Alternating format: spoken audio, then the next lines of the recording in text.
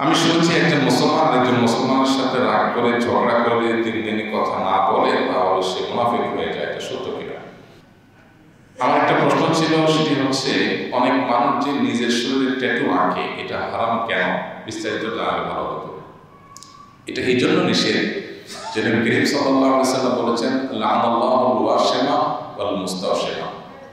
আল্লাহ রাব্বুল আলামিন উল্কি যারা আঁকে, কারো শরীরে এঁকে দেয় সে শিল্পী, আর যার শরীরে এটা আঁকা হয় এই উল্কি আঁকে, যার শরীরে এই উভয়ের প্রতি আল্লাহ তাআলা লানত বর্ষিত হয়। তো যার কারণে এই যে ট্যাটু আঁকা হয় এটা সেই ক্যাটাগরির এবং এই হাদিসের আওতায় পড়ে, সেজন্য এটা আসলে নিষিদ্ধ।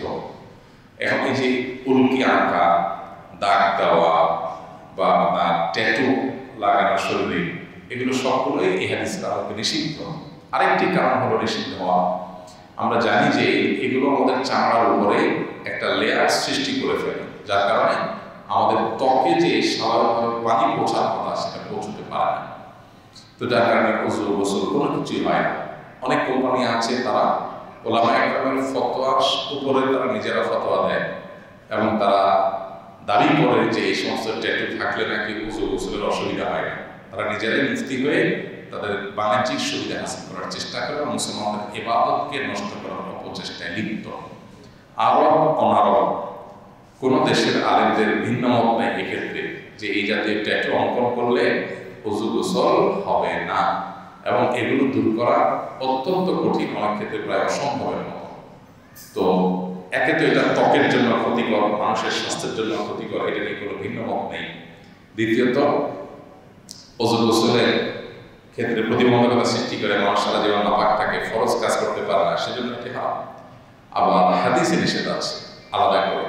এসব কারণে আসলে ট্যাটু একজন মুসলমান অঙ্কন করতে পারে না। আল্লাহ তাআলা যে মানুষকে সৃষ্টি করেছে, আল্লাহ বলেছেন লাকাদ খালাকনাল ইনসানা ফি আহসানি তাকওয়িম, সবচেয়ে সুন্দর অবয়ব দিয়ে আল্লাহ তাআলা মানুষকে সৃষ্টি করেছে। এত সুন্দর চেহারা, এত সুন্দর শরীর, এর উপরে যখন ট্যাটু আঁকা হয়, সুন্দর জিনিসটা যদি আপেক্ষিক, কারোর কাছে একটা জিনিস দেখতে সুন্দর লাগে, আরেকজনের কাছে অসুন্দর লাগে, বাকি আমার কাছে মনে হয়, আমার ধারণা যে সুস্থ স্বাভাবিক যে রুচিবোধ মানুষের, সেই রুচিবোধের দাবি হলো যে আল্লাহর দেওয়া এই শরীরকে স্বাভাবিক রাখা। এখানে বিশেষ করে যখন এই জাতীয় বিভিন্ন কালার ট্যাটু আঁকা হয়, কখনো কখনো দেখতে সেটা আমার কাছে ভীতিকর লাগে, কখনো কখনো সেটা আমার কাছে অস্বাভাবিক লাগে, কিন্তু সেটাই শয়তান আমাদের জন্য সুসংহত করে দিয়েছে।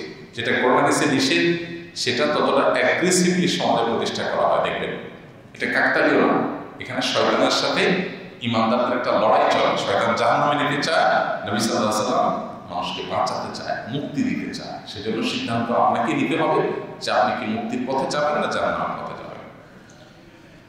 আমি শুনেছি একজন মুসলমানের সাথে রাগ করে ঝগড়া করে 3 দিনই কথা না বলে তাহলে সে মুনাফিক হয়ে যায়। এটা সত্য কিনা? হাদিসের ভাষ্য হলো লা ইয়াহিলুল মুসলিমিন আন ইয়াহজুরা আখাহু ফাওকা সালাসাতি আইয়াম আও ফাওকা সালাসি লায়াল। 3 দিনের বেশি কোনো মুসলমান অন্য মুসলমানের সাথে রাগ করে অভিমান করে কথা না বলে থাকা জায়েজ নাই। এই যে 3 দিনের বেশি কথা বলা জায়েজ নাই, এটুকু হাদিসে আছে। এখানে 3 দিনের বেশি সে যদি কথা না বলে মুনাফিক হয়ে যাবে, ইসলাম থেকে বের হয়ে যাবে, এই কথা এই হাদিসে বলা হয়নি। তবে এটা মুসলমানের জন্য জায়েজ নয়, এটা গুনাহের কথা যে মুসলমান অন্য মুসলমানের সাথে রাগ বা অভিমান করে 3 দিনের বেশি কথা বন্ধ রাখবেন বা সম্পর্ক ছিন্ন রাখবেন। একটা হলো যে কথা হয়ে ওঠে না, সেটা কাকতালীয়, যে কথা হয়ে ওঠে না সেটা ভিন্ন জিনিস। কিন্তু ইচ্ছাকৃতভাবে কথা না বলা, তাকে বর্জন করা, বয়কট করা, এটা গুনাহের কথা, এটা জায়েজ নাই।